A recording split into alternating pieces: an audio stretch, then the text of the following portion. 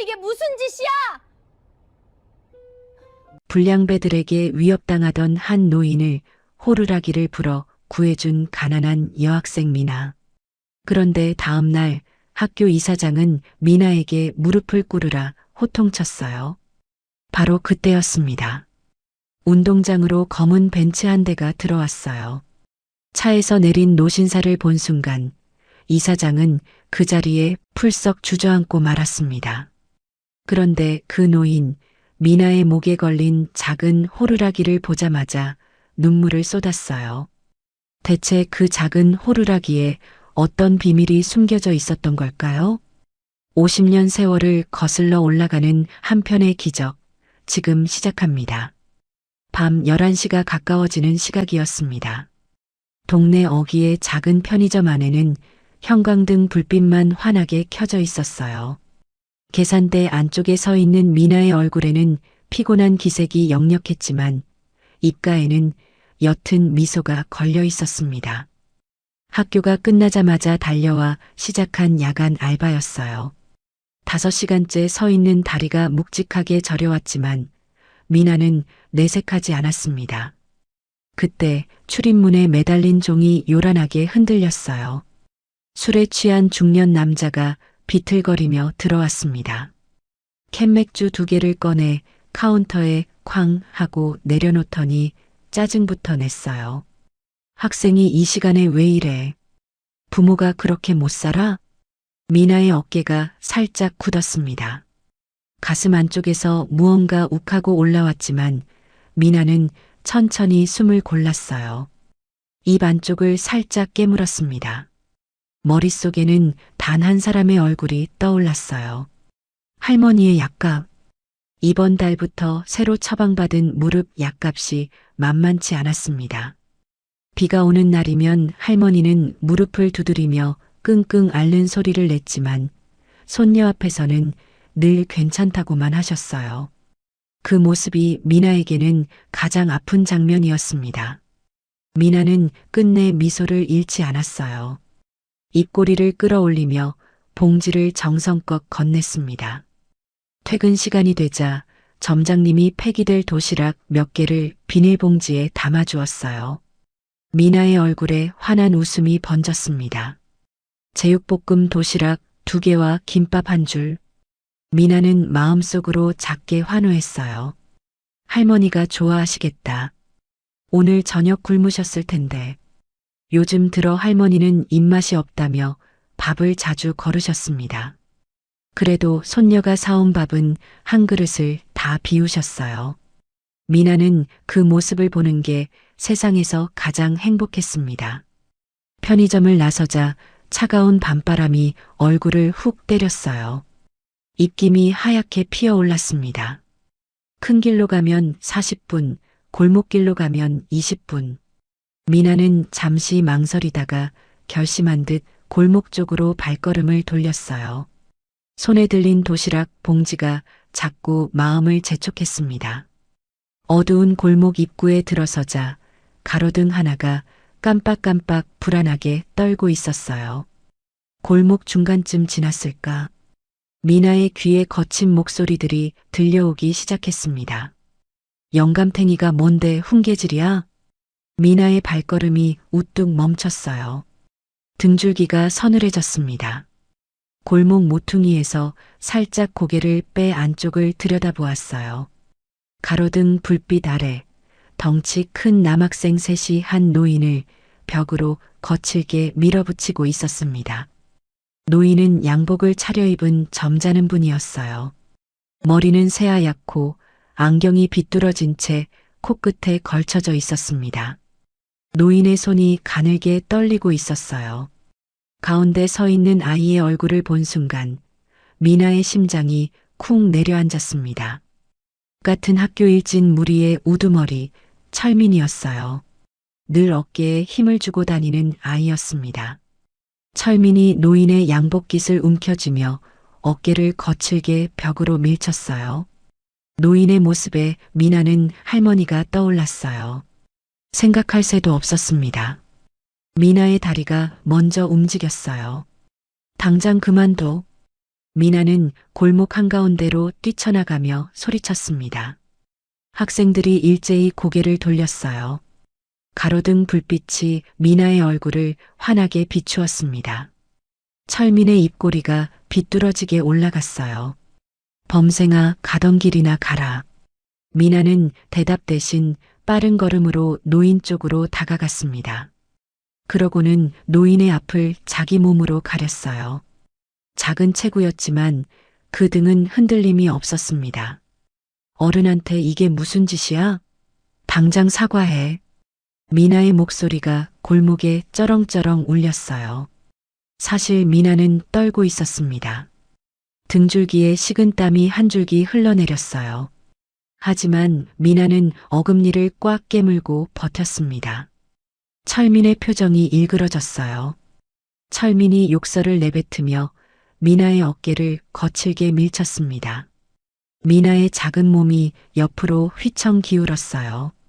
손등이 거친 시멘트 담벼락에 쓸리며 따끔한 통증이 번졌습니다. 살같이 벗겨지며 빨갛게 피가 맺혔어요.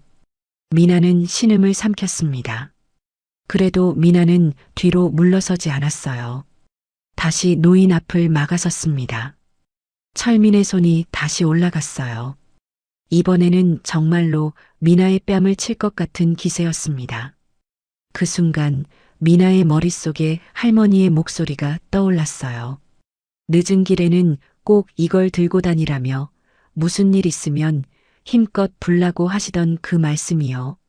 며칠 전 할머니가 손녀의 교복 주머니에 슬그머니 넣어주신 낡은 호루라기였습니다.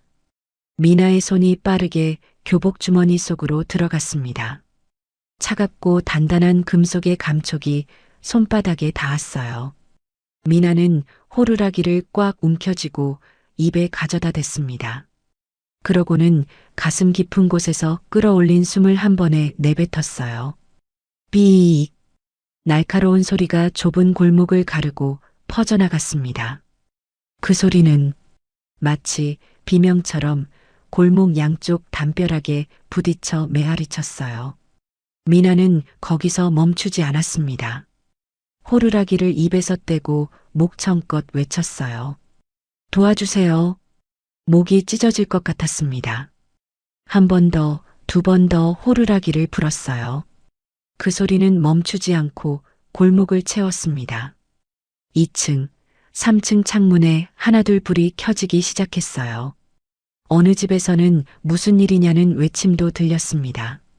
발걸음 소리도 들리기 시작했어요. 철민이 당황한 듯 주위를 두리번거리더니 다급하게 친구들을 향해 손짓했습니다. 그러더니 도망치다가 잠깐 뒤를 돌아보며 미나를 향해 이를 갈았어요. 학교에서 두고 보자. 그 말을 마지막으로 학생들은 골목 반대편으로 우당탕탕 뛰어 사라졌습니다. 곧 골목에는 다시 정적이 내려앉았어요. 미나의 손에서 호루라기가 스르륵 미끄러지듯 흘러내렸습니다. 골목에 무거운 정적이 내려앉았습니다. 조금 전까지 들리던 거친 발소리도 욕설도 모두 어둠 속으로 사라졌어요. 깜빡이던 가로등 하나만이 여전히 위태롭게 깜빡거렸습니다. 준택은 담벼락에 한 손을 짚은 채 거친 숨을 몰아쉬었어요. 가슴이 빠르게 오르내렸고 비뚤어진 안경 너머로 식은 땀 한 줄기가 관자놀이를 타고 흘러내렸습니다. 무릎이 자꾸만 후들거렸어요. 일은 하나의 몸으로 그런 일을 당하니 마음보다 몸이 먼저 굳어버린 듯 했습니다. 할아버지, 괜찮으세요? 어디 다치신 데 없으세요? 미나가 도시락 봉지를 바닥에 살며시 내려놓고 준택에게 다가갔어요. 작은 손이 조심스럽게 준택의 팔꿈치를 부축했습니다. 손녀가 할아버지를 모시듯 그 손길이 어찌나 따뜻한지 준택은 잠시 숨을 고를 수가 있었어요. 준택은 그제야 떨리는 손으로 안경을 바로 고쳐 썼습니다. 흐릿했던 시야가 또렷해지자 자기 앞에 선 작은 학생의 얼굴이 비로소 제대로 보였어요. 가로등 불빛에 비친 미나의 얼굴은 아직도 발갛게 상기되어 있었습니다. 그 작은 입가에는 분명한 미소가 걸려 있었어요. 자기 한몸 추스르기도 힘들 텐데 먼저 어른의 안위부터 묻는 그 마음이 준택의 가슴을 묵직하게 두드렸습니다. 준택은 천천히 양복 안주머니에 손을 넣었어요. 떨리는 손가락 끝에 두툼한 가죽 지갑이 잡혔습니다. 학생, 정말 고맙네. 자네 아니었으면 내가 오늘 큰일 날 뻔했네. 이거 얼마 안 되지만 받아주게. 미나는 깜짝 놀라며 두 손을 내저었습니다. 그러고는 도리어 준택의 양복에 묻은 먼지를 손바닥으로 살살 털어주었어요. 어깨와 소매에 묻은 흙자국을 정성스럽게 털어내는 그 손길은 꼭 손녀가 할아버지를 챙기는 듯 다정했습니다. 준택은 지갑을 든 채 그 자리에 굳어버렸어요. 평생을 살아오며 수많은 사람을 만났지만 자기에게 내민 돈을 이렇게 자연스럽게 못 본 척하는 사람은 처음이었습니다. 아니에요, 할아버지. 그런 거 안 받아도 돼요. 할아버지가 안 다치셔서 정말 다행이에요. 미나의 맑은 웃음에 준택은 잠시 말을 잃었어요. 가슴 어딘가가 뜨뜻해지는 것 같았습니다. 그때 가로등 불빛 아래로 무언가 빨간 것이 반짝하고 그의 시야를 찔렀어요. 미나의 손등이었습니다. 시멘트 담벼락에 쓸리며 살같이 벗겨진 자리에 피가 맺혀 있었어요. 그 작고 여린 손이 자기를 지키느라 다친 것이었습니다. 준택의 얼굴이 일그러졌어요. 가슴 한구석이 송곳에 찔린 듯 따끔했습니다. 이런 학생 손이 이렇게, 이거 빨리 약을 발라야 하는데. 준택이 양복 안쪽에서 손수건을 꺼내려 했지만 미나는 얼른 손을 등 뒤로 숨겼습니다. 그러고는 흐트러진 머리카락을 귀 뒤로 넘기며 옷매무새를 가다듬었어요. 이 정도는 괜찮아요. 집에 가서 약 바르면 돼요. 할아버지도 어서 들어가세요. 밤바람이 차요. 미나는 도시락 봉지를 다시 집어들고 가볍게 고개를 숙였어요. 그러고는 골목 안쪽으로 총총히 사라져갔습니다. 준택은 멀어지는 작은 뒷모습을 한참이나 바라보았어요. 작은 어깨가 도시락 봉지의 무게에 살짝 기울어 있었지만 그 걸음걸이는 흔들림이 없었습니다. 가슴팍에 매달려 있던 노란 명찰, 가로등 빛에 반짝 빛났던 그 명찰, 거기 또렷이 적혀 있던 세 글자, 이민아. 준택은 그 이름을 입속에서 천천히 굴려보았어요. 그러고는 가슴 깊은 곳에 깊이 깊이 새겨 넣었습니다. 같은 시각 미나의 낡은 집 대문 앞에서는 정내가 발을 동동 구르고 있었어요. 평소 같으면 벌써 들어왔을 시간이었습니다. 정내는 달고 다른 카디건 자락을 자꾸만 여몄어요. 차가운 밤바람이 늙은 어깨를 자꾸 파고들었습니다. 그때 골목 끝에서 익숙한 작은 그림자가 나타났어요. 정내의 얼굴이 금세 환하게 펴졌습니다. 아이고, 우리 미나. 왜 이렇게 늦었어? 할미가 얼마나 걱정했는지 아니? 정내가 종종 걸음으로 달려와 손녀의 어깨를 감싸 안았어요. 미나는 할머니 품에 폭 안기며 환하게 웃었습니다. 할머니, 점장님이 도시락 주셨어. 얼른 들어가서 같이 먹자. 집 안으로 들어와 정내가 형광등을 켰어요. 노란 불빛이 좁은 마루를 환하게 비추는 순간 정내의 얼굴이 굳었습니다. 손녀의 손등이 빨갛게 부어올라 있었어요. 까진 살갗 위로 피가 거뭇하게 굳어 있었습니다.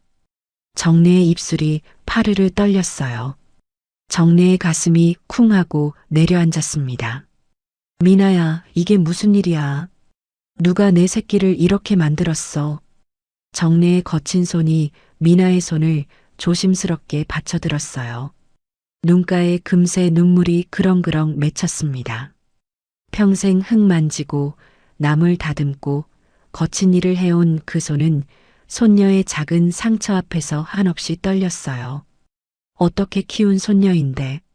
아들 부부 먼저 보내고 이 어린 것 하나 보고 살아온 세월인데. 미나는 얼른 부엌 찬장에서 약통을 꺼내와 직접 약을 바르며 일부러 더 씩씩하게 웃어 보였어요. 할머니가 자기 때문에 우는 게 싫었습니다. 그래서 일부러 어깨를 으쓱하며 장난스러운 표정을 지었어요. 할머니, 이거 훈장이야, 훈장. 할머니가 준 호루라기 덕분에 오늘 할아버지 한 분 구했어. 나 멋있지? 미나는 호루라기를 들어 보였어요. 정래의 눈이 그 호루라기에 우뚝 멈췄습니다. 떨리는 손이 천천히 호루라기로 향했어요. 늙은 손가락 끝이 닳고 다른 은빛 표면을 가만히 어루만졌습니다. 표면에 작게 새겨진 별 모양이 손끝에 닿는 순간 정래의 눈가에서 굵은 눈물 한 방울이 또르르 흘러내렸어요.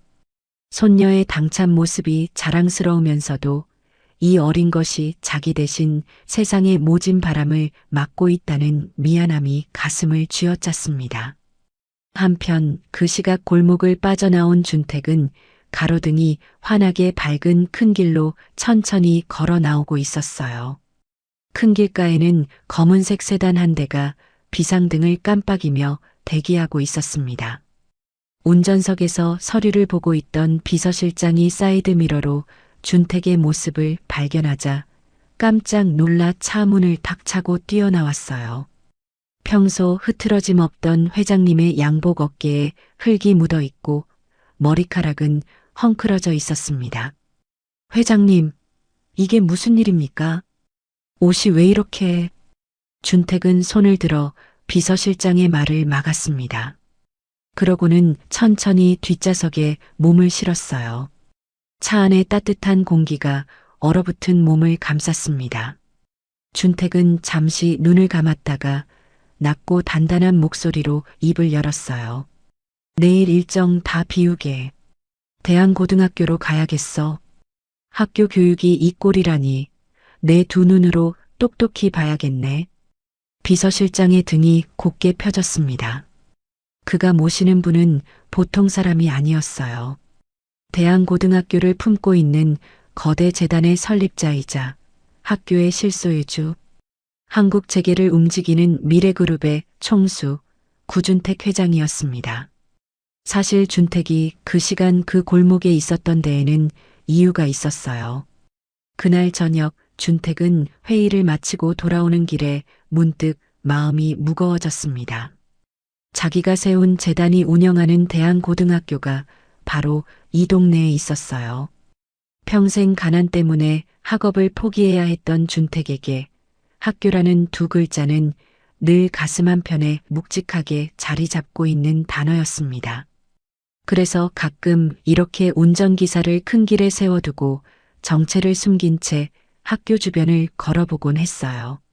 자기 손으로 세운 그 학교가 이 동네에서 어떤 모습으로 서 있는지, 아이들은 어떻게 다니는지 그저 한번 보고 싶은 마음이었습니다.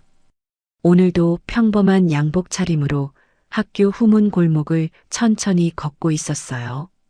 그러던 중 골목 어귀에서 매캐한 담배 냄새가 코를 찔렀습니다. 고개를 돌려보니 학생 셋이 교복 차림으로 담벼락에 기대 담배를 피우고 있었어요. 책가방은 바닥에 아무렇게나 던져둔 채였습니다. 준택의 가슴이 욱하고 끓어올랐어요.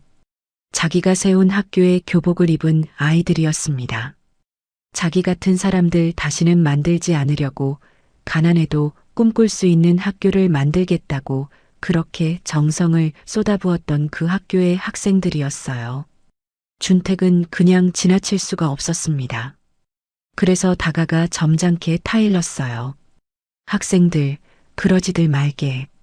어린 사람들이 몸에 그런 거 들이면 못 쓰는 법이야. 처음에는 그저 한마디 하고 지나치려 했습니다. 그런데 우두머리로 보이는 덩치 큰 아이가 눈을 부라리며 다가왔어요. 철민이었습니다. 철민의 아버지는 학교 이사장이었어요. 자기 아버지의 권세만 믿고 누구의 잔소리도 들어본 적 없는 아이였죠. 그저 점잖은 차림의 평범한 노인으로 보이는 준택을 만만하게 본 것이었습니다. 그러면서 친구들이 보는 앞에서 자존심이 상한 철민이 더 거칠게 굴기 시작했어요. 점점 협박이 거세지고 준택의 양복깃을 움켜쥐며 벽으로 밀쳤던 것이었습니다.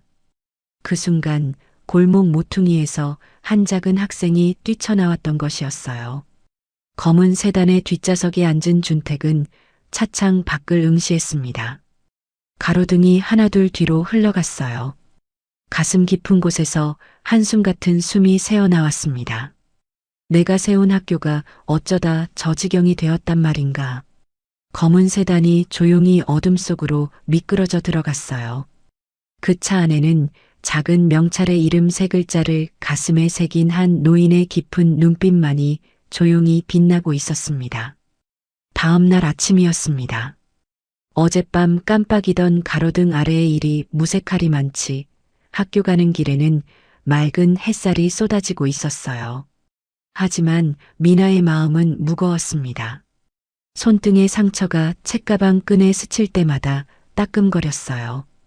그래도 미나는 평소처럼 등을 곧게 펴고 교문을 향해 걸어갔습니다. 교문 앞 큰 벚나무 아래 누군가 팔짱을 끼고 미나를 기다리고 있었어요. 철민이었습니다.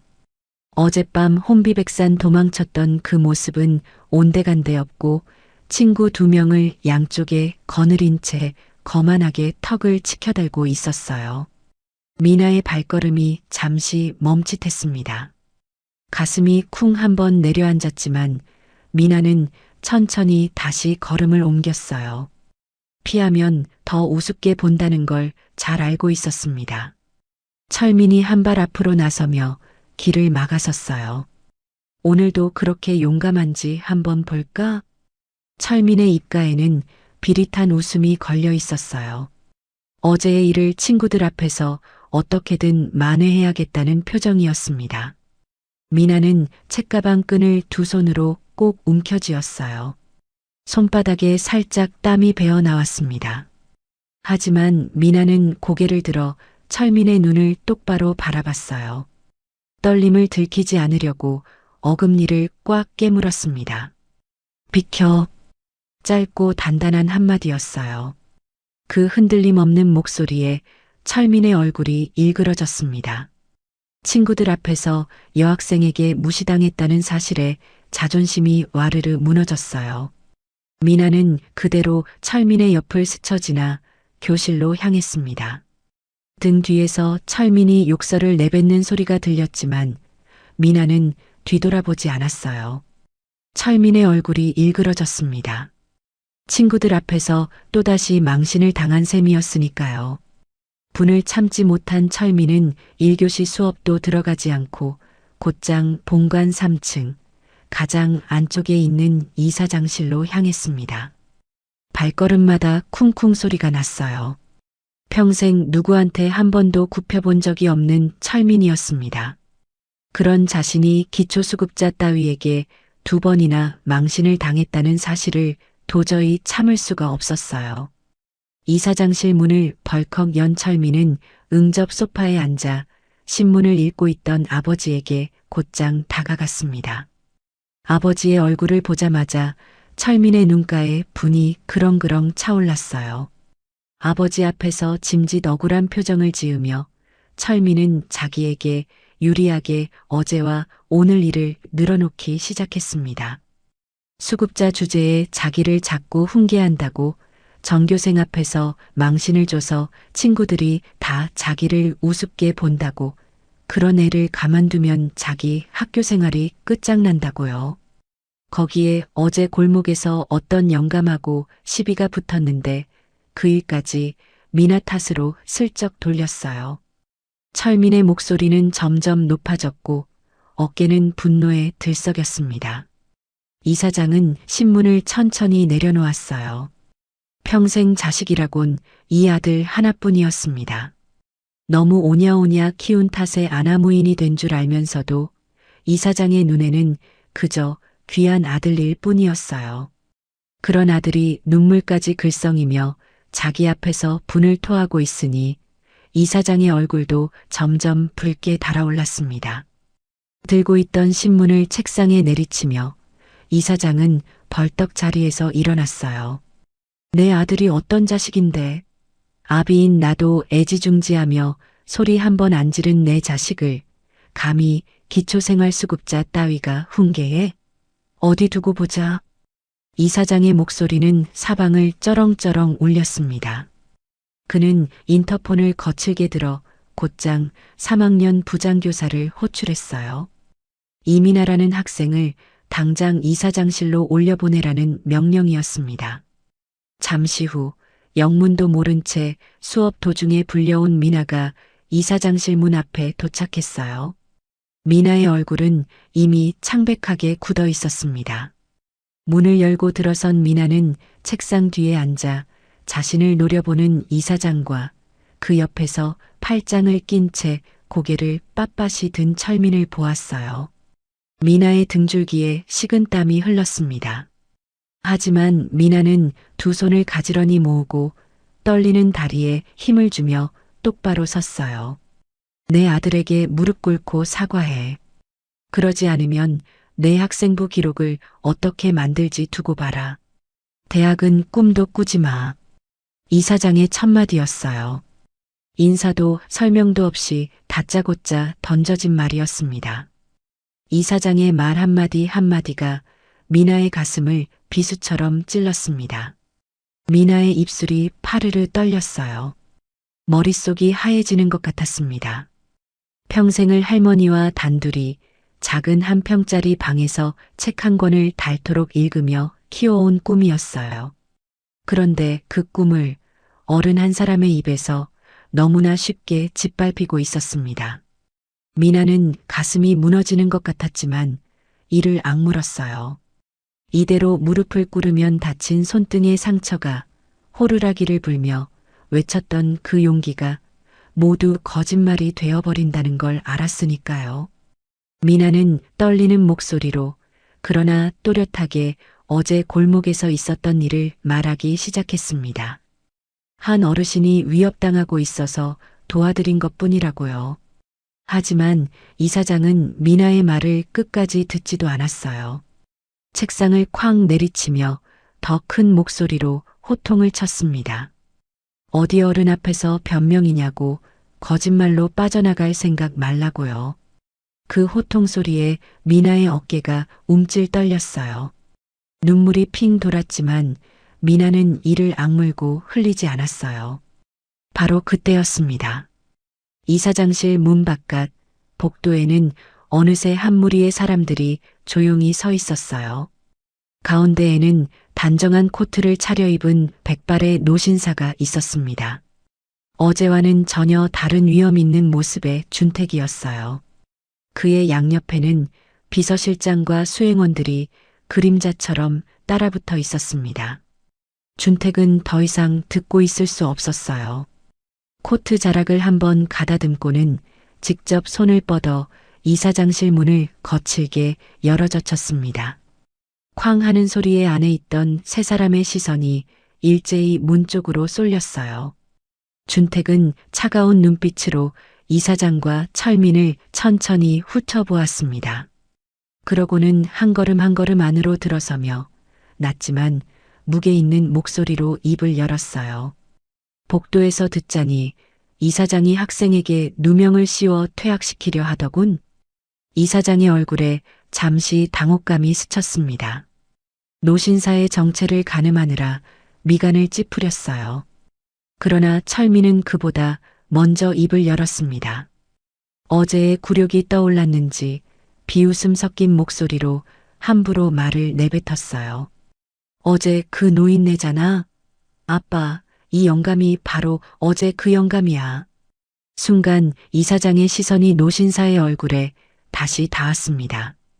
그리고 다음 순간 이사장의 얼굴은 한순간에 사색이 되어버렸어요. 의자에서 튕겨나오듯 벌떡 일어선 이사장은 다리를 후들거리며 책상을 짚었습니다.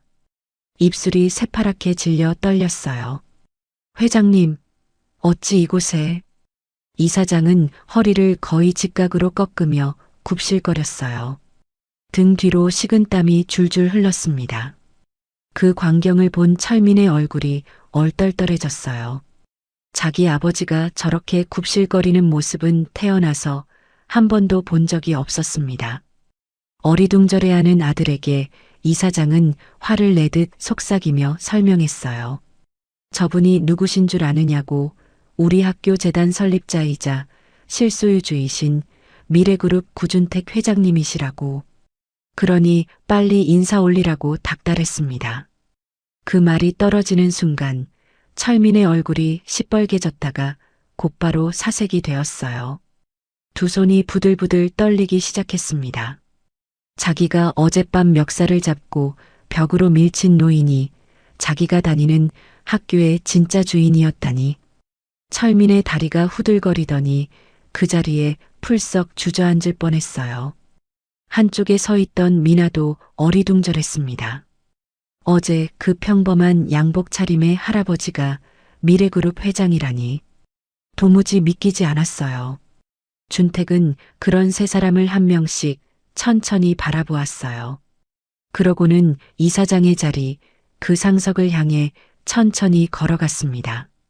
누구의 허락도 구하지 않고 마치 원래 자신의 자리였던 것처럼 의자에 앉았어요. 가죽 의자가 묵직한 소리를 냈습니다. 준택은 책상 위에 두 손을 가지런히 올리고는 차가운 눈빛으로 이사장과 철민을 내려다보았어요. 준택의 입술이 천천히 열렸습니다. 그 목소리는 크지 않았지만 방 안의 공기를 단숨에 얼어붙게 만드는 무게가 있었어요. 이사장이 자기 자식 감싸느라 학생을 협박해? 내 학교 수준이 이 정도였나? 준택의 한마디 한마디가 못이 박히듯 사무실 공기에 박혔어요. 이사장의 어깨가 움찔움찔 떨렸습니다. 김 실장, 당장 재단 전면 감사 실시해. 비서실장이 짧게 대답하며 즉시 어딘가로 전화를 걸었어요. 이사장의 얼굴이 흙빛으로 변해갔습니다. 준택은 잠시 그 둘에게서 눈을 떼고 한쪽 구석에 가만히 서 있던 미나에게 시선을 옮겼습니다. 미나는 두 손을 가지런히 모은 채 여전히 어리둥절한 얼굴로 서 있었어요. 어제 자기가 구해드렸던 평범한 할아버지가 이런 분이었다니. 머릿속이 아직도 정리되지 않는 모양이었습니다. 준택의 표정이 한결 부드러워졌어요. 그는 자리에서 천천히 일어나 미나 쪽으로 다가갔습니다. 어제처럼 안주머니에 손을 넣어 두툼한 봉투를 꺼내 들었어요. 어제 골목에서는 약값이라는 명목으로 몇 장의 지폐였지만 오늘 꺼낸 봉투는 그것과는 비교가 되지 않을 만큼 두껍고 묵직했습니다. 준택은 그 봉투를 미나에게 내밀며 부드럽게 말을 건넸어요. 어제 일에 대한 정식 사례라고 받아두라고요. 미나의 시선이 그 두툼한 봉투에 잠시 머물렀습니다. 솔직히 마음이 흔들리지 않았다면 거짓말이었어요.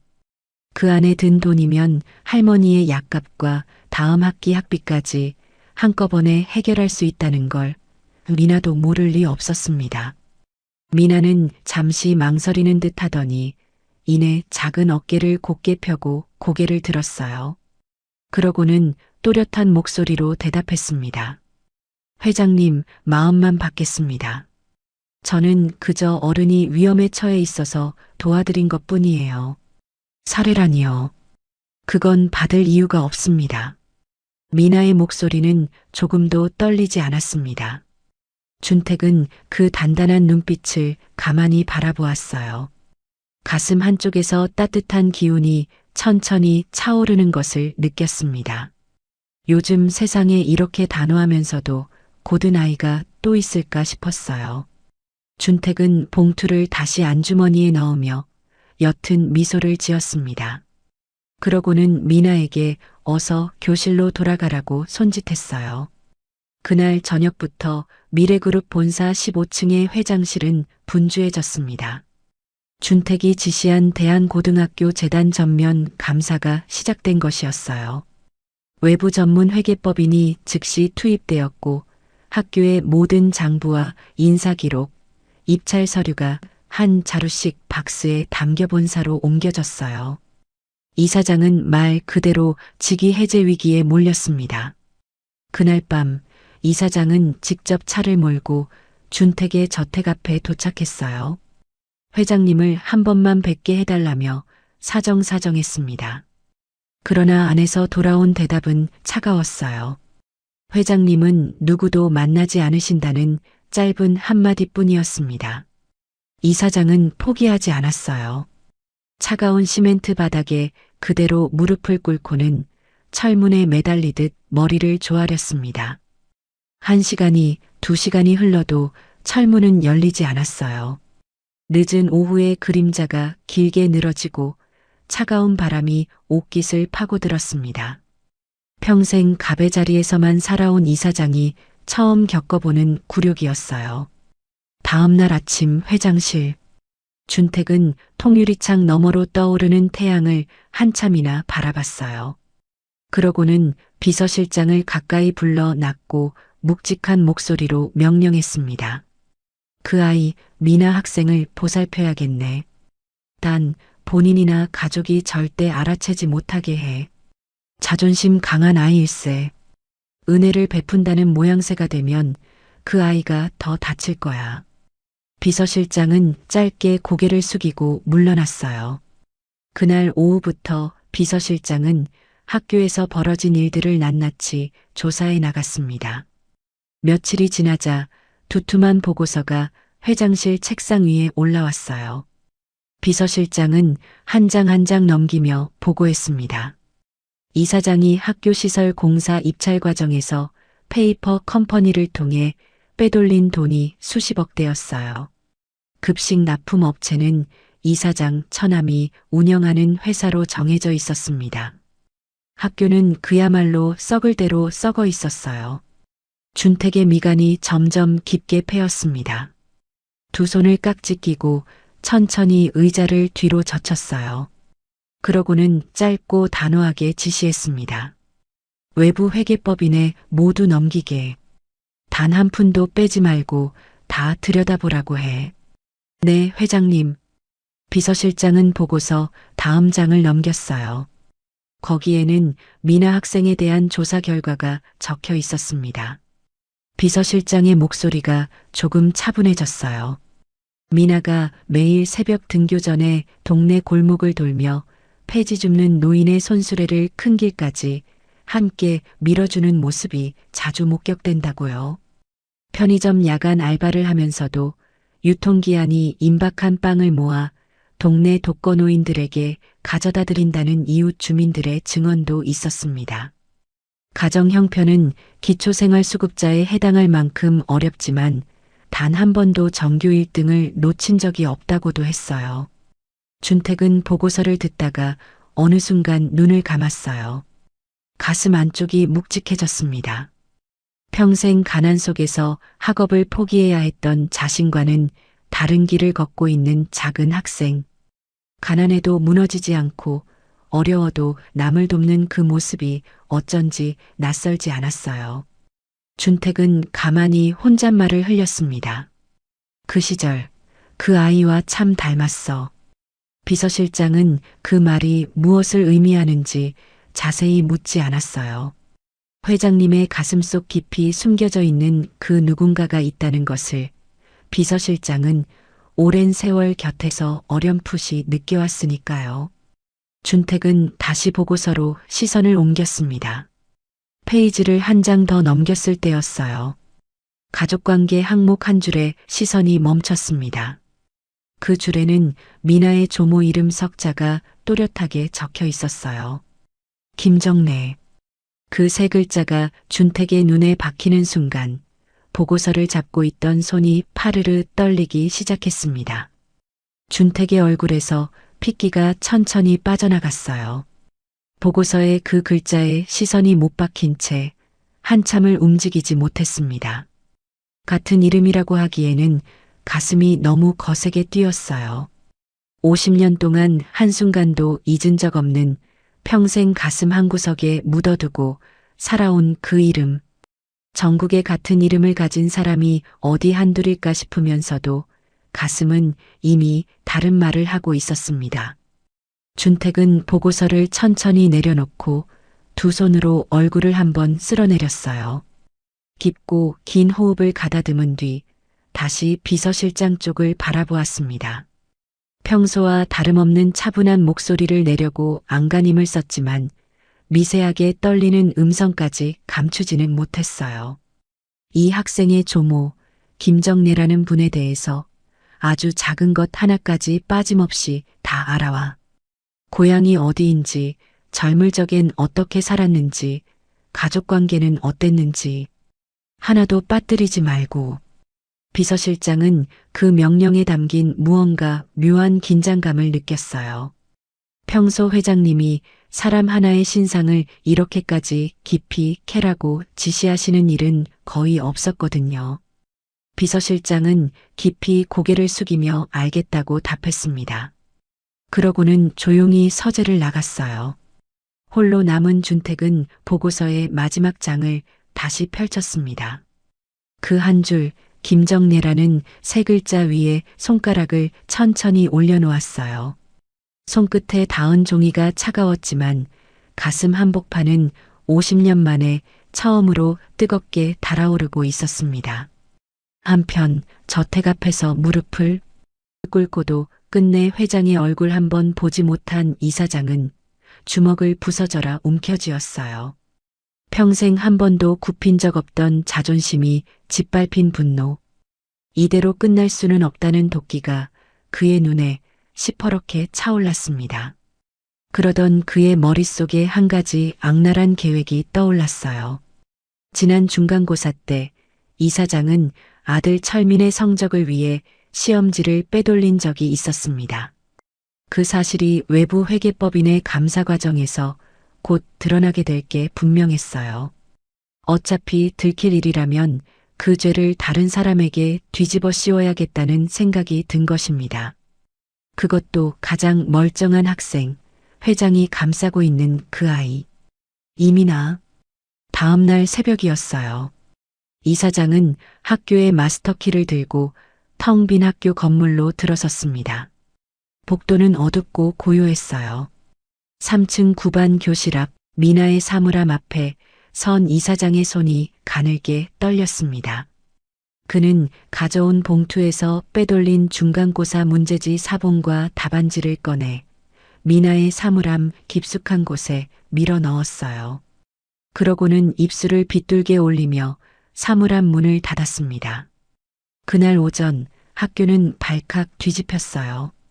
누군가의 익명 제보가 학교 게시판과 학부모 모임 단체 채팅방에 동시에 올라왔던 겁니다. 3학년 이민아 학생의 사물함에서 시험지가 발견되었다는 내용이었어요. 본관 회의실에서는 임시학사 운영회의가 긴급하게 열렸습니다. 이사장이 직접 그 자리에 나타나 떨리는 척하는 목소리로 충격적인 폭로를 시작했어요. 이사장은 모인 사람들을 향해 비통한 표정을 지으며 말했습니다. 회장님께서 어제 그 학생을 보시고 마음에 들어 하셨다는 사실을 자기도 알고 있었다고요. 그러더니 회장님이 직접 점 찍은 학생을 전교 1등으로 만들기 위해 자기에게 시험지를 빼돌리라는 압박을 넣으셨다고 거짓말을 이어갔어요. 자기는 양심상 그럴 수 없어서 거절했고 그래서 자기가 직위 해제까지 당했다는 식으로 모든 이야기를 뒤집어 버렸습니다. 회의실 안에 사람들이 술렁이기 시작했어요. 학부모 대표들의 얼굴이 일그러졌어요. 정의로운 노신사로 알려져 있던 회장의 도덕성이 한순간에 정면으로 공격당하는 순간이었어요. 소문은 순식간에 학교 전체로 퍼졌습니다. 점심시간이 되기도 전에 모든 학생이 미나를 다른 눈으로 바라보고 있었어요. 복도를 걷는 미나의 등 뒤에서 수군거림이 따라붙었습니다. 어떤 학생은 일부러 들으라는 듯 야유를 던졌고 또 어떤 학생은 휴대폰을 들어 미나의 모습을 몰래 찍기도 했어요. 평생 자기 힘으로 1등을 지켜온 미나였습니다. 그런데 한순간에 부정으로 1등을 차지한 아이가 되어버린 거예요. 미나는 복도 한가운데에 멍하니 서 있었습니다. 손에 들고 있던 책 한 권이 툭 떨어져 바닥에 둔탁한 소리를 냈어요. 누군가가 그 책을 발로 슬쩍 차고 지나갔습니다. 미나의 입술이 새파랗게 질려 떨렸어요. 다리에 힘이 풀려 그 자리에 주저앉을 것만 같았습니다. 그동안 자기를 괴롭혔던 모든 가난도, 부모 없이 자란 외로움도 이런 식으로 무너진 적은 없었어요. 미나는 화장실 한쪽 구석에 들어가 두 손으로 입을 틀어막았습니다. 소리내어 울 수도 없었어요. 어깨가 들썩이며 굵은 눈물이 손등 위로 뚝뚝 떨어졌습니다. 어제까지만 해도 자기가 옳다고 믿었던 모든 것들이 한순간에 거꾸로 뒤집혀버린 기분이었어요. 그 시간 준택은 자신의 사무실에서 비서실장의 긴급 보고를 받고 있었습니다. 학교 안에서 벌어지고 있는 모든 일을 들은 준택의 입꼬리에 차가운 미소가 떠올랐어요. 평생 산전수전을 다 겪으며 거대 기업을 일군 사람이었습니다. 이런 식의 어설픈 반격에 흔들릴 그가 아니었어요. 준택은 곧장 차를 몰고 학교로 향했습니다. 이번에는 어제처럼 조용한 등장이 아니었어요.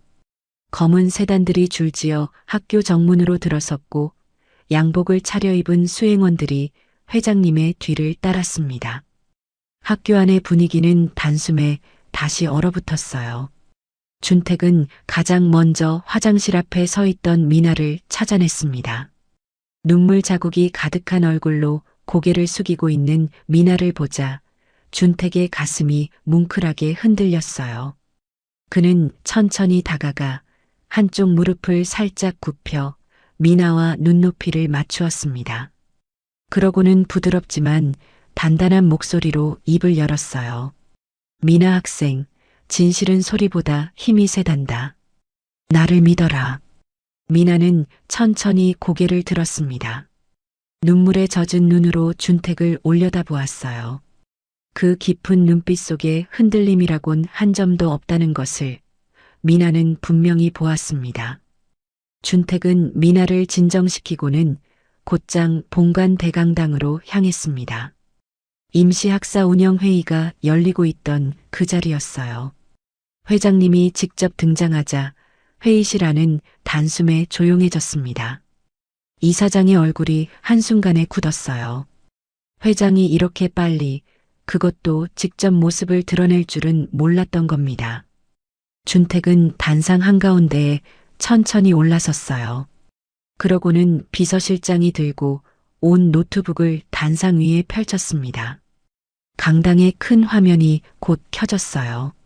화면에는 어젯밤 인적 없는 본관 복도의 보안 카메라 영상이 흐르기 시작했습니다.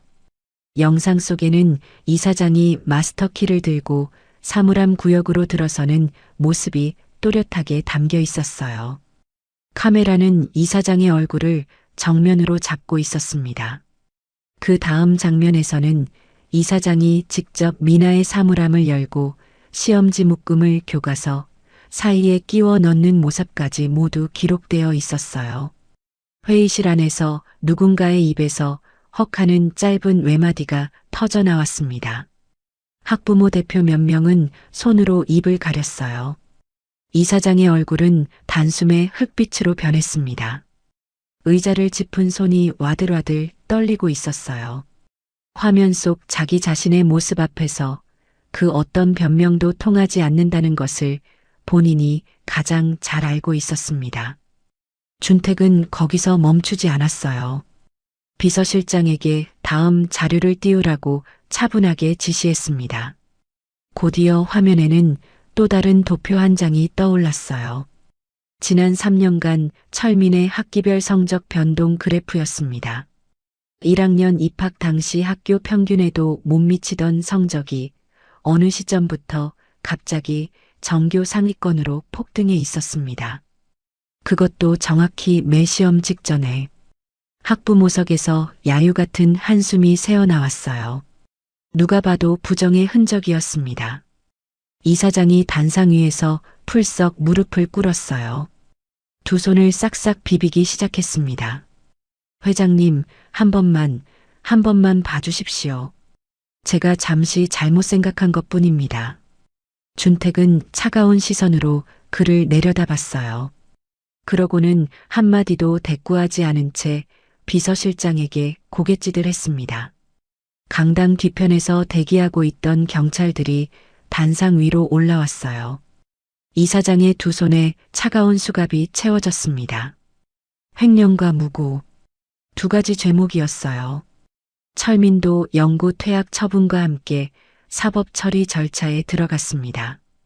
부자가 줄줄이 강당 밖으로 끌려나가는 모습을 전교생이 두 눈으로 지켜봤어요. 학생들 위에 군림하며 호령하던 두 사람의 마지막 모습이었어요. 준택은 천천히 단상 가운데로 다시 걸어 나왔습니다. 마이크를 잡고 학생들 한 명 한 명을 바라봤어요. 그 눈빛에 분노 대신 깊은 다정함이 깃들어 있었습니다. 여러분 잘 보았지요. 나쁜 짓을 하면 반드시 벌을 받습니다. 그리고 정직한 사람은 결코 외롭지 않습니다. 그것이 이 학교가 지켜야 할 단 하나의 원칙입니다. 장내에는 무거운 침묵이 흘렀어요. 그러더니 어디선가 누군가 작게 박수를 치기 시작했습니다. 박수 소리는 점점 커졌어요. 학생들이 한 명씩 또 한 명씩 일어섰습니다. 강당 한쪽 구석에 서 있던 미나도 그제야 다시 고개를 들 수 있었어요. 눈물이 또 한 번 차올랐지만 이번엔 다른 종류의 눈물이었습니다. 무너졌던 자존감이 따뜻한 햇살에 천천히 일어서는 듯한 그런 눈물이었어요. 학교에서의 모든 소동이 정리되고 이사장 부자가 경찰에 연행된 그날 저녁이었습니다. 준택은 푹신한 가죽 의자에 앉아 김이 모락모락 피어오르는 따뜻한 차 한 잔을 두 손으로 감싸쥐고 있었어요. 평생 일에만 매여 살아온 사람이었지만 오늘만큼은 가슴 한구석이 묘하게 들떠 있었습니다. 어젯밤 비서실장에게 지시한 그 보고, 김정래이라는 이름 석자에 대한 최종 보고가 오늘 저녁에 올라온다고 했어요. 회장님, 보고 드리겠습니다. 비서실장이 두툼한 갈색 봉투 하나를 들고 들어왔어요. 평소처럼 깍듯한 자세였지만 그의 눈빛은 어딘가 조심스러웠습니다. 비서실장은 봉투를 책상 위에 가만히 내려놓았어요. 준택은 천천히 손을 뻗어 봉투를 끌어당겼습니다. 평생 수많은 계약서와 감사보고서를 받아봤지만 이 얇은 봉투가 이렇게 무겁게 느껴진 적은 없었어요. 준택은 천천히 떨리는 손을 뻗어 봉투의 입구를 풀었습니다. 첫 장에는 가족관계 정보가 정갈하게 정리되어 있었습니다. 김정래, 71, 출생지와 가족관계, 그리고 살아온 이력이 빼곡히 적혀 있었어요. 준택의 눈동자가 한 줄 한 줄을 따라 천천히 내려갔습니다. 그러다가 한 페이지에서 그의 손이 멈췄어요. 그 페이지에는 사진 한 장이 클립으로 끼워져 있었습니다. 비서실장이 직접 며칠을 따라다니며 멀리서 찍어온 사진이었어요. 시장 골목 어귀에서 정래가 손녀 미나의 어깨를 끌어안고 있는 모습, 두 사람이 서로의 어깨를 기댄 채 환하게 웃고 있었습니다. 준택의 시선이 정래에게 닿는 순간이었습니다. 시간이 멈춘 것 같았어요. 얼굴에는 지난 세월의 깊은 주름이 가득했습니다. 머리도 어느새 하얗게 새어 있었고 손등에는 굵은 핏줄이 도드라져 있었어요. 그러나 그 모든 세월의 흔적을 뚫고 단 하나 변하지 않은 것이 있었습니다. 손녀 미나를 바라보며 입꼬리가 살짝 올라간 그 웃음, 눈가가 부드럽게 휘어지며 짓는 그 환하고 맑은 미소, 50년 전 자기에게 수험표를 내밀며 부끄럽게 웃어주던 그 19살 정래의 미소가 그 사진 속에 그대로 살아 있었어요. 준택의 가슴 한복판에 거대한 무언가가 쾅 하고 떨어지는 것 같았습니다. 심장이 한순간에 멎는 듯 하더니 곧이어 폭주하기 시작했어요. 50년 동안 가슴 깊은 곳에 단 하루도 잊지 못하고 묻어두었던 그 얼굴. 가난 때문에 작별 인사 한마디 남기지 못하고 떠나야 했던 평생 이름 한 번 다시 불러보지 못한 자신의 단 하나의 첫사랑. 정내였습니다. 분명히 의심의 여지 없이 정내였어요. 준택은 그대로 굳어버린 채 사진 속의 정내를 바라보고 또 바라보았습니다. 떨리는 손가락 끝이 사진 위 정내의 깊어진 주름을 따라 천천히 움직였어요. 그 주름 한 줄 한 줄이 곧 정내가 자기 없이 견뎌온 50년의 세월이라는 것을 준택은 가슴이 찢어지도록 깨달았습니다. 자기가 거대한 기업을 일구며 호화로운 응접실에 앉아 있는 동안 정내는 시장 좌판에서 나무를 다듬으며 손녀 하나를 키우고 있었던 거예요.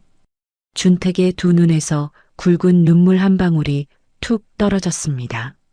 사진 위로 떨어진 그 눈물이 둥근 자국을 남겼어요. 평생 누구 앞에서도 흘려본 적 없는 눈물이었습니다. 사업이 부도 직전까지 갔을 때도 가까운 사람들이 등을 돌렸을 때도 결코 흘리지 않았던 눈물이 한 장의 사진 앞에서 한순간에 무너져 내리고 있었어요. 준택의 입술이 파르르 떨렸습니다. 가슴 깊은 곳에서 평생 참아왔던 오열이 천천히 차오르기 시작했어요. 준택은 한 손으로 입을 틀어막았지만 그 사이로 새어나오는 흐느낌은 끝내 막지 못했습니다. 어깨가 들썩이고 가슴이 무너져 내렸어요. 찾았다. 찾았다, 정내야. 죽기 전에 널 다시 보는구나. 50년이라는 세월의 한이 그 한마디에 모두 담겨 있었습니다. 평생 천하를 호령해온 노신사의 등이 그 어느 때보다 작고 외롭게 보였어요. 준택은 사진을 가슴에 꼭 끌어안고는 한참을 그렇게 흐느꼈습니다. 어디선가 잘 살고 있기만을 빌었던 그 사람이 이렇게 가까운 곳에서 그 모진 세월을 견뎌내고 있었다는 사실에 가슴이 미어졌어요. 얼마쯤 시간이 흘렀을까? 준택은 손등으로 눈가를 훔치며 다시 사진을 들여다봤어요. 그러다가 그의 시선이 사진 속 또 다른 곳에 가서 멈췄습니다. 정내의 옆에 꼭 붙어 서 있는 손녀 미나. 그 작은 가슴팍에 무언가 반짝이는 것이 걸려 있었어요. 준택의 호흡이 갑자기 멎었습니다. 은빛으로 작게 빛나는 그것. 호루라기였어요. 어디선가 본 듯한 익숙한 모양의 호루라기였습니다. 준택은 떨리는 손으로 책상 서랍을 열었어요. 사진을 확대해 볼 돋보기를 꺼냈습니다. 두꺼운 돋보기 너머로 사진을 비춰보는 그의 손이 가늘게 떨렸어요. 그 작은 은빛 표면에는 분명히 무언가가 새겨져 있었어요. 투박하고 어설픈, 그러나 한눈에 알아볼 수 있는 작은 별 모양이었습니다. 한쪽으로 살짝 비뚤어진 그 별의 모양은 어느 공장에서 찍어낸 것이 결코 아니었어요. 누군가가 손으로, 그것도 솜씨가 서툰 손으로 직접 새긴 흔적이 분명했습니다. 준택의 호흡이 한순간에 멎었어요. 손에 들고 있던 돋보기가 가늘게 떨렸습니다. 그 비뚤어진 별의 모양을 준택은 50년이 지난 지금까지도 결코 잊지 못하고 있었어요. 다른 누구도 아닌 자기 자신의 손으로 떨리는 마음으로 한 줄 한 줄 새겨 넣었던 그 사랑의 징표였습니다. 준택은 사진을 가슴에 끌어안은 채 한참을 그 자리에서 움직이지 못했습니다. 사진 속 정내의 얼굴, 그리고 손녀의 목에 걸린 그 작은 호루라기. 두 가지가 한꺼번에 가슴 한복판을 두드리자 50년 전의 기억이 마치 어제 일처럼 또렷하게 되살아났어요. 서재의 어둠 속에서 준택의 눈은 천천히 감겼습니다. 시간은 한순간에 50년 전의 봄으로 흘러갔어요. 충청도 시골 어느 작은 마을. 마을 어귀에는 수십 년을 그 자리에 서 있던 큰 산사나무 한 그루가 있었어요. 봄이면 하얀 꽃이 흐드러지게 피고 가을이면 붉은 열매가 가지마다 매달리던 그런 나무였습니다. 그 나무 아래 19살의 청년 준택과 정내가 나란히 앉아 있었어요. 정내도 그때 19살이었습니다. 동네에서 가장 부지런하고 동네에서 가장 곱다는 소문이 자자한 처녀였어요. 그러나 운명은 가혹했어요. 그의 늦봄, 준택의 아버지가 공사장에서 쓰러진 것이었습니다. 무거운 자재가 다리를 덮쳐 더는 일을 할 수 없게 되었어요. 집에 어린 동생이 셋이나 되었고 어머니는 몸이 약했습니다. 준택은 다음날 새벽 책가방 대신 망치와 톱이 든 자루를 짊어지고 집을 나섰어요. 학업은 그날로 끝이었습니다. 그 뒤로 준택은 매일 새벽이면 옆 동네 공사판으로 나갔어요. 시멘트와 벽돌을 나르고 한낮에 뙤약볕에서 등이 까맣게 그을리도록 일했습니다. 손바닥에는 굳은 살이 박이고 손톱 밑에는 흙이 떠나지 않았어요. 그러는 동안 정내는 매일 새벽산에 올라 나무를 캐시장에 내다 팔았습니다. 어느 저녁이었어요. 정내가 산사나무 아래로 준택을 찾아왔습니다. 손에는 빛바랜 종이 한 장과 낡은 참고서 2권이 들려 있었어요. 이거 이번 검정고시 수험표야. 그리고 이건 시장 헌책방에서 산 참고서고. 정내야, 이게 다 뭐냐? 너 이거 사느라 며칠을 굶었어? 준택의 목소리가 떨렸습니다. 그는 그 종이와 책을 받아들고 한참을 말을 잇지 못했어요. 정내가 매일 새벽부터 산을 오르내리며 캔 나무를 시장 한 구석에서 1푼, 2푼 모아 사온 것이었습니다. 정내의 손등을 본 준택의 눈가가 시뻘개졌어요. 거친 일에 닳고 다른 그 손은 동네에서 가장 곱다고 소문났던 정내의 손이라고는 도저히 믿기지 않을 정도였습니다. 준택은 정내의 손을 2손으로 가만히 감싸 잡았어요.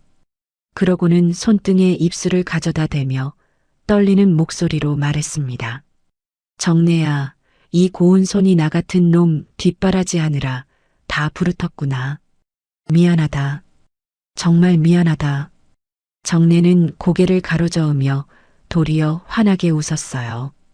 가난해도 그 웃음만큼은 마을에서 가장 환했습니다. 그 웃음을 본 준택은 차마 흘리지 못한 눈물을 가슴 깊이 삼켰어요. 그러던 어느 날 준택은 첫 월급을 받았습니다. 봉투에 든 그 돈은 식구들 약값으로 거의 다 사라졌지만 준택은 그 와중에 단돈 몇 푼을 따로 떼어두었어요. 그리고 시장 한 구석 작은 잡화점에서 은빛으로 반짝이는 호루라기 하나를 샀습니다. 그날 밤 준택은 작은 조각칼 하나를 들고 호루라기 표면을 깎기 시작했어요. 5 모서리의 별. 어설프지만 정성스럽게 한 획 한 획 새겨 넣었습니다. 손가락 끝이 몇 번이나 베었지만 멈추지 않았어요. 그 별 안에는 너를 영원히 지키겠다는 청년 준택의 모든 마음이 담겨 있었습니다. 다음 날 저녁 다시 산사나무 아래에서 준택은 정내에게 그 호루라기를 목에 걸어 주었어요. 정내에 가는 목 위에서 호루라기가 작게 흔들렸습니다. 정내가 고개를 갸웃하며 그게 뭐냐고 물었어요. 위험할 때 불어. 어디에 있든 이 소리를 듣고 내가 너를 찾아갈게. 정내는 고개를 끄덕이며 새끼손가락을 내밀었어요. 2 사람은 산사나무 아래에서 손가락을 걸어 영원을 약속했습니다. 그 봄밤의 약속은 어린 2 사람에게는 1000년이 가도 변하지 않을 단단한 맹세였어요. 그러나 그 약속이 깨지는 데에는 며칠이 걸리지 않았어요. 한 주 뒤 준택의 아버지가 갑작스럽게 세상을 떠난 것이었습니다. 그리고 그날 밤 빚쟁이들이 집으로 몰려왔어요. 사채업자들의 거친 목소리가 좁은 마당을 가득 메웠습니다. 어머니는 어린 동생들을 끌어안고 떨었어요. 어딘가로 도망치지 않으면 식구들이 어떻게 될지 모르는 상황이었습니다. 그날 밤 준택의 가족은 옷가지 몇 점만 챙긴 채 야반도주하듯 마을을 떠났어요. 어머니가 동생들을 등에 업고 앞장서 걷고 준택은 어린 막내 동생을 안고 그 뒤를 따랐습니다. 마을 어귀의 산사나무가 어둠 속에 검은 그림자로 서 있었어요. 준택은 자기도 모르게 그 나무를 향해 한번 고개를 돌렸습니다. 정내에게 인사 한마디 전하지 못했어요. 편지 한 장 남길 시간조차 없었습니다. 자기가 사라진 뒤 정내가 그 산사나무 아래에서 자기를 얼마나 기다릴지, 얼마나 울지, 그 생각이 준택의 가슴을 칼처럼 베었어요. 그러나 발은 멈출 수 없었습니다. 식구들의 목숨이 걸린 일이었으니까요. 그날 밤 이후 준택은 평생 그 마지막 밤을 가슴 한가운데에 응어리로 안고 살았어요. 도시로 흘러들어가 닥치는 대로 일을 하고 작은 사업을 시작하고 그것이 자라 큰 회사가 되고 마침내 거대 그룹의 회장이 된 그 50년 동안 준택은 단 하루도 정내의 얼굴을 잊은 적이 없었습니다. 그러는 동안 정내 역시 몇 달 뒤 빚쟁이들의 시달림 끝에 마을을 떠나야 했어요. 가난 속에서 결혼을 했고 아들 하나를 낳았습니다. 그러나 그 아들마저 젊은 나이에 사고로 잃고 말았어요. 며느리도 곧 떠나 정내의 손에는 갓 태어난 손녀 미나만 남았습니다. 정내는 그 손녀를 등에 업고 시장 한 구석에 좌판을 펴고 나무를 팔았어요. 추운 새벽이면 등에 업힌 아기를 자기 외투로 더 꽁꽁 싸매며 평생을 살아왔습니다. 그 손녀가 자라 전교 1등이 되도록 그 모든 세월을 정내는 호루라기 하나를 가슴에 품고 견뎌왔던 거예요. 그리고 그 호루라기를 다 큰 손녀에게 위험하면 불어라 하며 목에 걸어준 것이었습니다. 준택의 두 눈에서 다시 굵은 눈물이 흘러내렸어요. 가슴을 쥐어짜는 듯한 죄책감이 노인의 어깨를 짓눌렀습니다. 자기가 도시에서 불을 쌓아 올리는 동안 정내는 새벽 시장 바닥에서 아기를 업고 떨고 있었던 거죠. 자기가 야반도주한 그날 밤 이후 정내의 인생이 어떤 길을 걸었을지를 생각하니 준택은 차마 숨을 쉴 수가 없었어요. 준택은 안주머니에서 사진을 다시 꺼냈습니다. 떨리는 손가락 끝으로 정내의 주름진 얼굴을 가만히 어루만졌어요. 그리고 가슴 깊은 곳에서 끌어올린 목소리로 다짐했습니다. 정내야, 이제는 내가 너에게 달려갈게. 다시는 내 소리를 놓치지 않으마. 50년 전 산사나무 아래에서 청년 준택이 했던 그 약속. 정내야, 어디에 있든 내 소리를 듣고 너를 찾아내겠다던 그 맹세.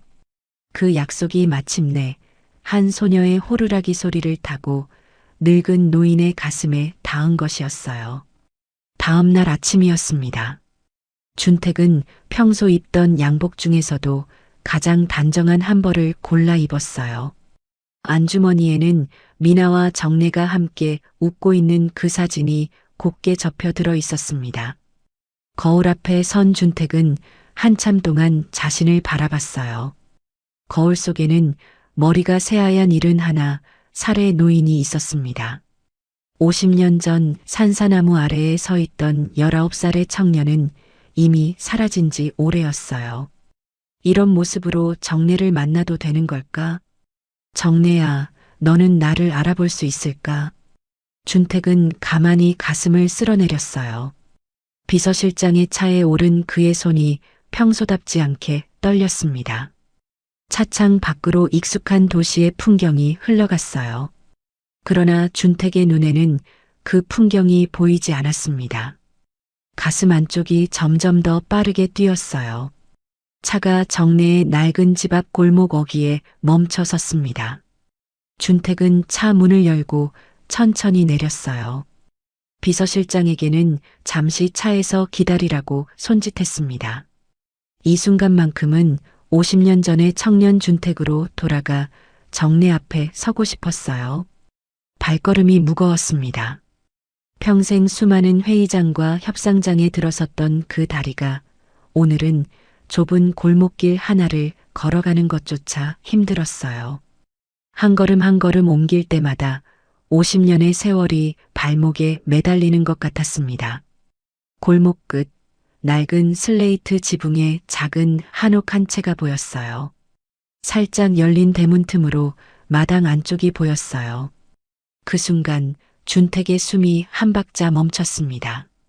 마당 한가운데 놓인 평상 위에 한 노인이 등을 보인 채 다소곳이 앉아 있었어요. 무릎 위에는 시장에서 팔다 남은 듯한 시든 나물 한 무더기가 놓여 있었고 그 작은 손은 시들어 누렇게 변한 잎을 한 장 한 장 골라내고 있었습니다. 그 뒷모습이었어요. 50년 동안 단 한순간도 잊은 적 없는 그 어깨선이었습니다. 비록 굽은 등 위로 흰머리가 가득했지만 한쪽으로 살짝 기울인 그 고개의 각도, 무언가에 몰두할 때면 어깨가 가만히 들썩이던 그 버릇. 그 모든 것이 50년 전 산사나무 아래에서 책장을 넘기던 정례의 그 모습 그대로였어요. 준택의 가슴이 한순간에 무너져 내렸습니다. 발걸음이 그 자리에 못 박힌 듯 떨어지질 않았어요.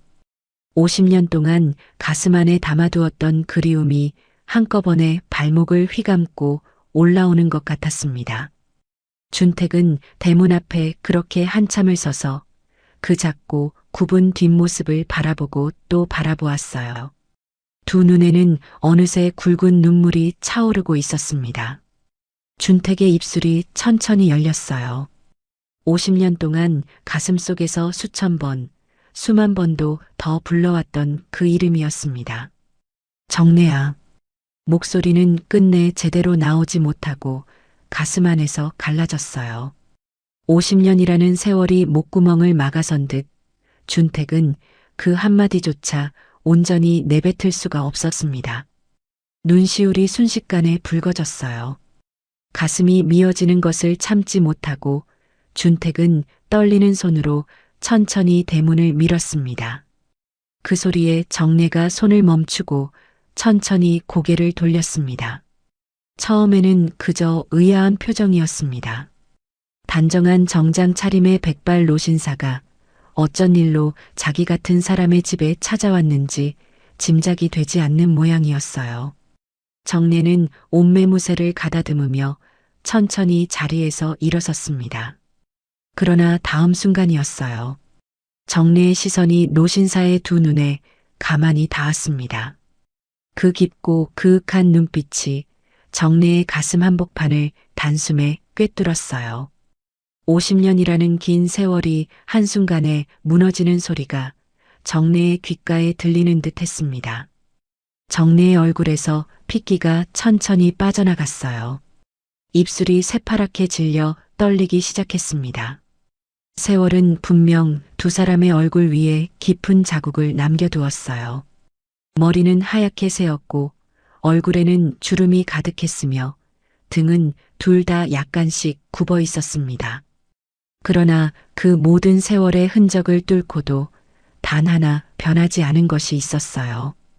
50년 전 산사나무 아래에서 자기를 바라보던 그 깊고 따뜻한 그 눈빛만은 단 한 점도 변하지 않은 채 그 자리에 그대로 있었습니다.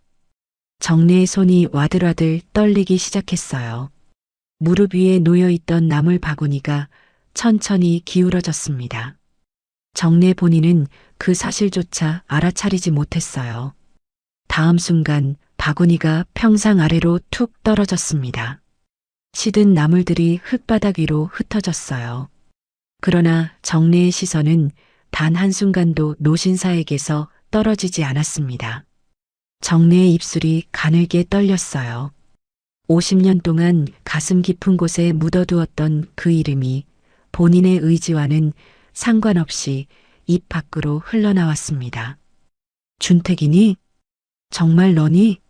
목소리는 갈라지고 떨렸지만 그 한마디는 50년 세월을 한순간에 가로지르고 있었어요. 준택의 가슴이 산산이 부서지는 것 같았습니다. 더는 다리에 힘을 줄 수가 없었어요. 준택은 그대로 마당의 흙바닥에 무릎을 털썩 꿇었습니다. 평생 누구 앞에서도 무릎을 꿇어본 적 없는 거대 기업의 회장이었어요. 그러나 지금 이 순간 준택은 50년 전에 가난한 19살 청년으로 돌아가 있었습니다. 준택은 두 손을 떨며 정래에게로 뻗었어요. 정래의 그 거칠고 부르튼 손을 두 손으로 꽉 맞잡았습니다. 손등에는 굵은 핏줄이 도드라져 있었고 손가락 마디마다 거친 굳은 살이 박여 있었어요. 50년 전 산사나무 아래에서 자기에게 수험표를 사주려고 나무를 다듬었던 그 곱던 손이 50년 동안 얼마나 모진 세월을 지나왔는지 그 손등 위에 고스란히 적혀 있었습니다. 준택의 가슴이 천갈래로 찢어졌어요. 평생 가둬두었던 오열이 한꺼번에 터져 나왔습니다. 정래야, 나왔다. 너무 늦었지. 내가 너무 늦게 와서 미안하다, 정래야. 준택은 정래의 손을 잡은 채로 얼굴을 묶고 흐느꼈어요. 백발의 노신사가 흙바닥에 무릎을 꿇은 채 어린아이처럼 우는 모습이었습니다. 평생 천하를 호령해온 그 어깨가 그 어느 때보다 작고 아프게 들썩였어요. 준택은 떨리는 손으로 안주머니에서 어제의 그 사진을 꺼냈습니다. 정래 앞에 그 사진을 두 손으로 받쳐들고는 흐려진 시야 너머로 정래의 얼굴을 올려다보았어요. 정래는 사진 속의 자신과 손녀를 보며 또 한 번 가슴이 무너지는 것을 느꼈습니다. 미나목에 걸린 그 호루라기, 그 별 문양을 보고 너인 줄 알았다. 50년이 지났는데도 내가 아직도 그걸 품고 있었다니. 준택의 목소리는 통곡 사이로 갈라졌어요. 정래의 두 눈에서도 굵은 눈물이 줄줄이 흘러내리기 시작했습니다.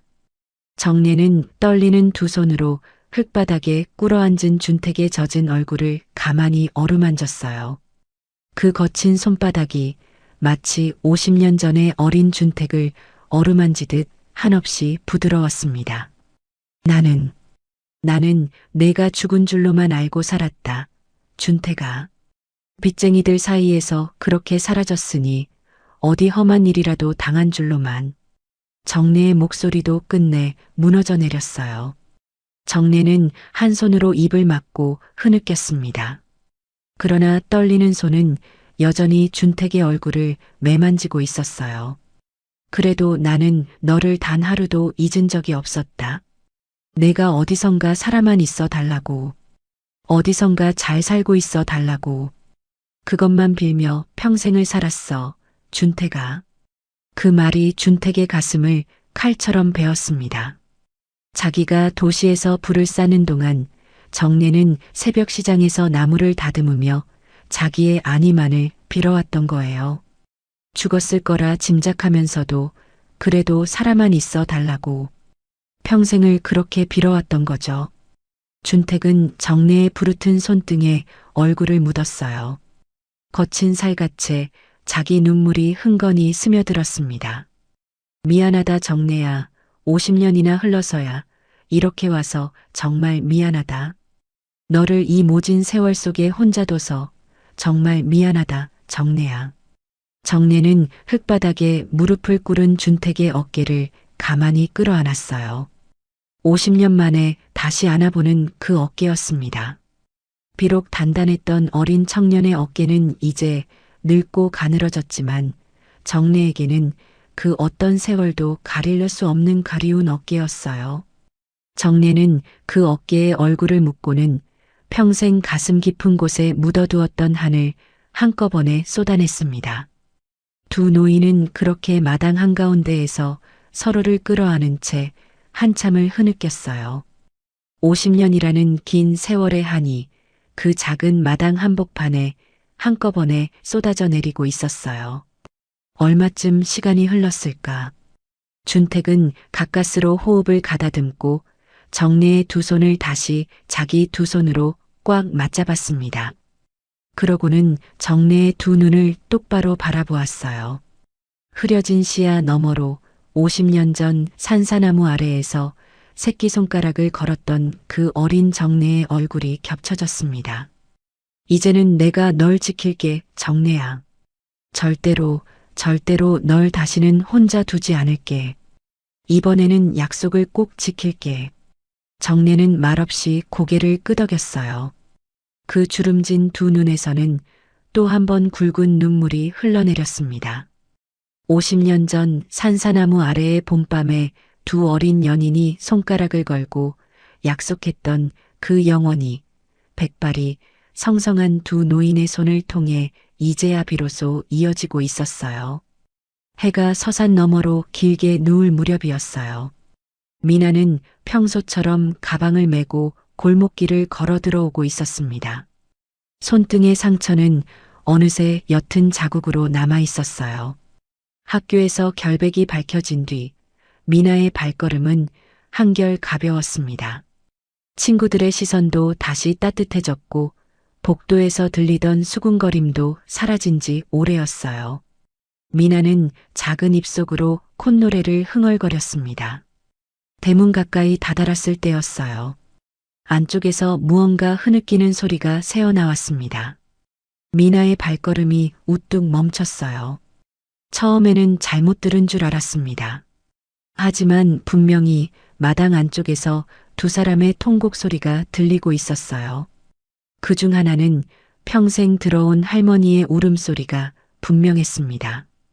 미나의 가슴이 철렁 내려앉았어요. 가방끈을 꽉 쥔 채 미나는 살짝 열려있는 대문을 두 손으로 밀고 마당으로 뛰어들어갔습니다. 그리고 마당 한가운데에 펼쳐진 광경에 미나는 그 자리에 우뚝 멈춰 서고 말았어요. 마당 한복판 흙바닥에는 한 노신사가 무릎을 꿇고 앉아 있었습니다. 단정한 검은 정장 차림에 백발이 가지런한 누가 봐도 점잖은 분이었어요. 그런데 그분이 바로 며칠 전 학교에 오셨던 회장님이라는 사실을 알아본 순간 미나의 머릿속이 하얘졌습니다. 그 옆에는 할머니가 평상에 걸터 앉은 채 두 손으로 회장님의 어깨를 끌어안고 어린아이처럼 흐느끼고 계셨어요. 미나의 손에서 가방이 툭 떨어졌습니다. 안에 들어있던 책 몇 권이 흙바닥 위로 흩어졌지만 미나의 시선은 그 광경에서 떨어질 줄을 몰랐어요. 회장님이 왜 우리 집 마당에서 무릎을 꿇고 계신 건지, 평생 누구 앞에서도 약한 모습을 보이지 않으셨던 할머니가 왜 저렇게 통곡하고 계신 건지, 미나의 머릿속은 도저히 정리되지 않았습니다. 미나의 입에서 가는 목소리가 떨려 나왔어요. 할머니, 회장님, 이게 대체 어찌된 일이에요? 그 목소리에 두 노인이 천천히 고개를 들었습니다. 두 사람의 얼굴은 모두 눈물로 흠뻑 젖어 있었어요. 준택은 떨리는 손으로 미나 쪽을 향해 천천히 손을 내밀었어요. 미나는 영문도 모른 채 그 손을 마주 잡았습니다. 회장님의 손은 평생 호화롭게 살아온 사람의 손이라기엔 의외로 거칠고 그리고 따뜻했어요. 준택은 미나의 작은 손을 두 손으로 꼭 감싸쥐고는 한참 동안 그 얼굴을 바라보았습니다. 그러고는 흐려진 시야 너머로 가까스로 입을 열었어요. 미나 학생, 내가 50년을 찾아 헤맨 내 첫사랑이란다. 정내, 너희 할머니가 바로 그 사람이야. 미나의 두 눈이 동그랗게 커졌어요. 처음에는 그 말이 무슨 뜻인지 잘 이해가 되지 않았습니다. 그러나 이내 미나의 머릿속에 어린 시절부터 할머니가 들려주시던 한 이야기가 천천히 떠올랐어요. 옛날의 말이다. 할미한테는 선비 같은 소년이 한 명 있었단다.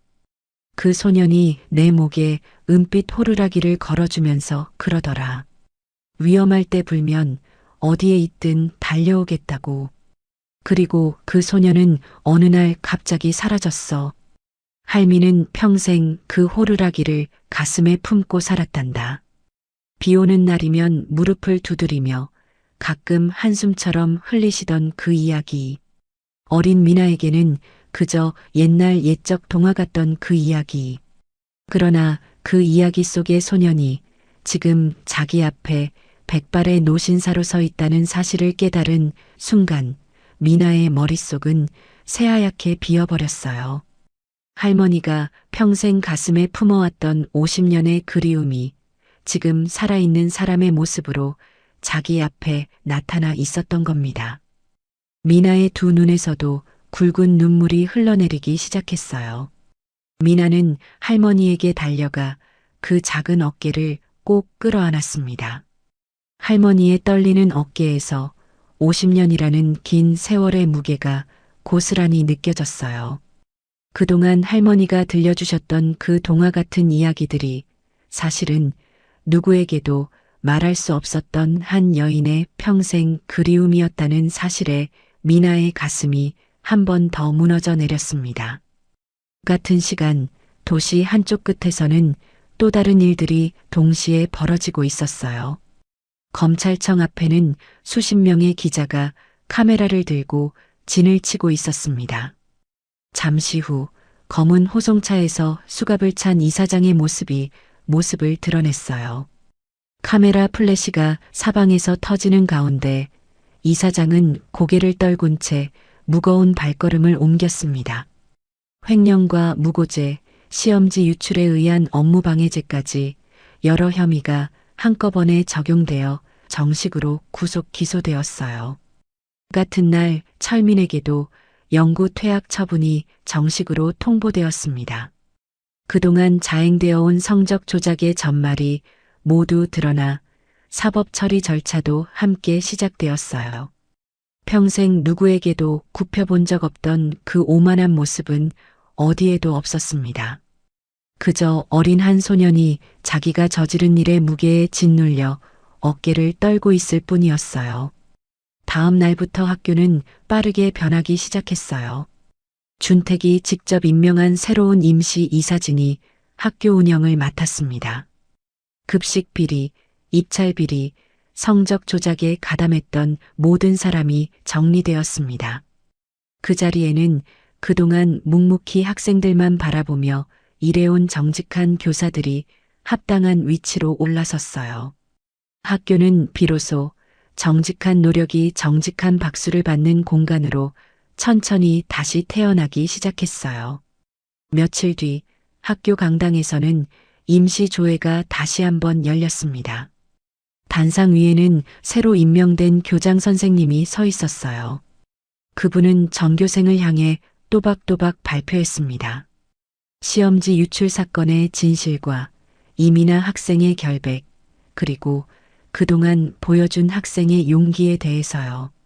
강당 한쪽에 서 있던 미나는 그제야 가슴 안쪽에 묵직하게 박혀있던 마지막 응어리가 풀리는 것을 느꼈어요. 조회가 끝난 뒤 한때 미나를 향해 야유를 보냈던 학생들이 한 명씩 다가왔습니다. 고개를 깊이 숙이며 진심 어린 사과를 건넸어요. 미나야, 정말 미안해. 우리가 제대로 알지도 못하면서. 미나는 그저 옅게 웃으며 그 사과들을 받아주었어요. 마음속에는 더 큰 따뜻함이 자리하고 있었기 때문입니다. 한편 그 무렵 미나의 작은 집에는 또 다른 변화가 시작되고 있었어요. 마당의 평상에 나란히 앉은 준택은 정내의 그 부르튼 손을 다시 두 손으로 가만히 맞잡았습니다. 손등에 굳은 핏자국과 갈라진 흔적들을 손가락 끝으로 천천히 어루만졌어요. 그 거친 손등 위로 자기 눈물이 또 한 방울 떨어지자 준택은 떨리는 목소리로 다짐하듯 말했습니다. 정래야, 이제는 좋은 의사 선생님들이 너를 돌볼 거야.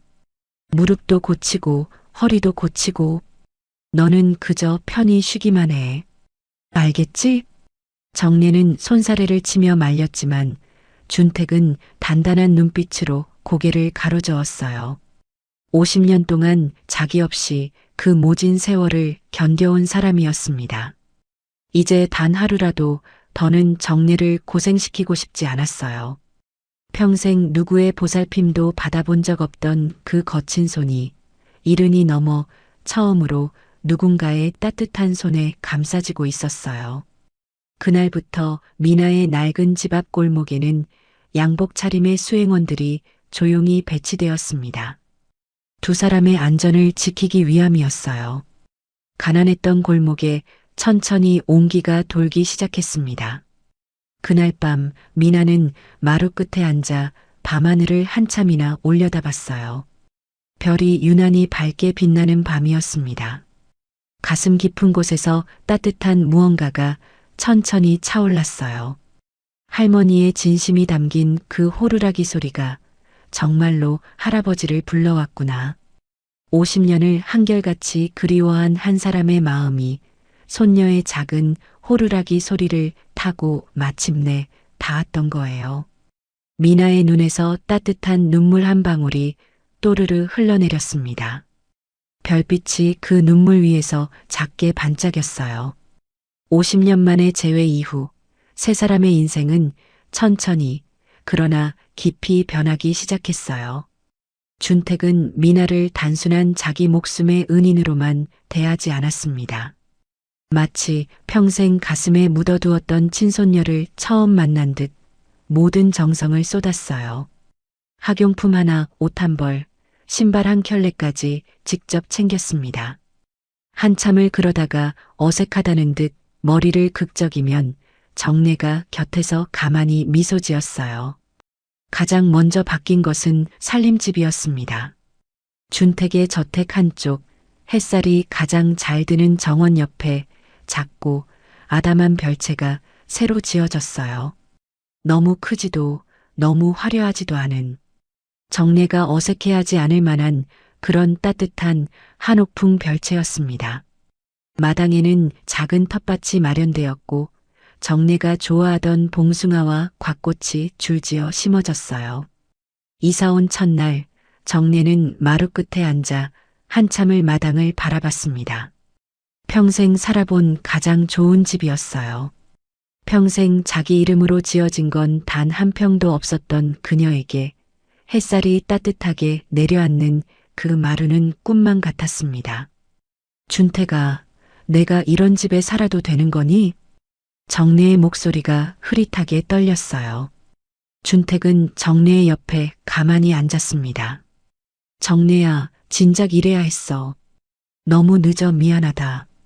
정례가 건강을 회복하기까지는 시간이 필요했어요. 평생 시장 바닥에 쪼그려 앉아 일했던 무릎이었습니다. 준택은 국내 최고의 의사들에게 정례의 치료를 맡겼어요. 몇 달간의 정성스러운 치료 끝에 정례는 지팡이 없이도 마당을 천천히 거닐 수 있게 되었습니다. 건강이 돌아온 뒤 정례가 가장 먼저 한 일은 부엌에 들어선 것이었어요. 준택을 위해 직접 밥상을 차리고 싶었던 거죠. 시장에서 사온각 캔 봄나물 한 줌, 된장찌개 한 뚝배기, 김치 한 접시. 그것이 전부인 소박한 밥상이었습니다. 그러나 정례는 그 밥상을 정성스럽게 차리고 또 차렸어요. 마치 50년 전 산사나무 아래에서 준택에게 주려고 모았던 그 마음 그대로요. 준택은 그 밥상 앞에 앉았습니다. 김이 모락모락 피어오르는 된장찌개를 한 숟갈 떠서 입에 넣었어요. 그 순간 준택의 눈에 다시 한번 눈물이 차올랐습니다. 평생 호텔의 호화로운 만찬을 받아왔지만 이 단출한 밥상만큼 가슴 깊이 들어온 적은 단 한 번도 없었어요. 정례야, 내가 가진 수조원의 재산보다 내가 차려준 이 밥상 한 끼가 더 귀하다. 준택의 목소리가 떨렸어요.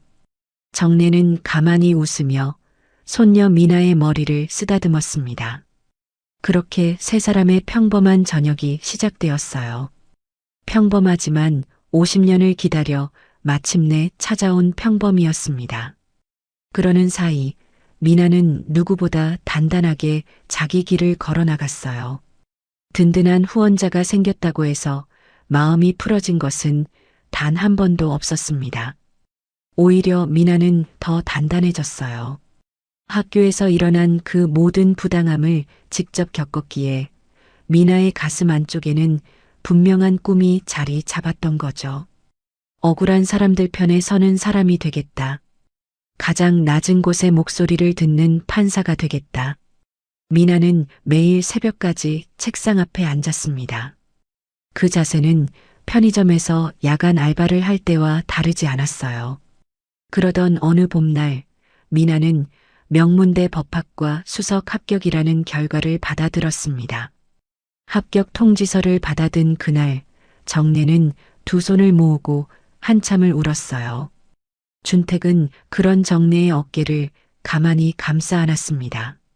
준택은 미나가 법대에 입학한 뒤로 주말이 되면 두 사람을 데리고 전국 곳곳을 다녔어요. 주말마다 정내와 미나를 차에 태우고 전국의 명소를 함께 다니는 일이었어요. 50년 전 가난 때문에 정내에게 해주지 못했던 평범한 행복들을 이제는 하나씩 천천히 채워나가고 싶었던 거예요.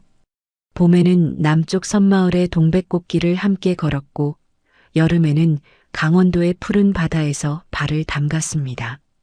가을에는 단풍이 곱게 든 산사마당에 앉아 따뜻한 차를 나눠 마셨고 겨울에는 첫눈이 내린 한옥마을에서 두 노인이 손을 잡고 천천히 걷기도 했어요. 그 모든 풍경을 카메라에 담아주던 사람은 늘 미나였습니다. 세 사람은 또 하나 의미 있는 일을 시작했어요.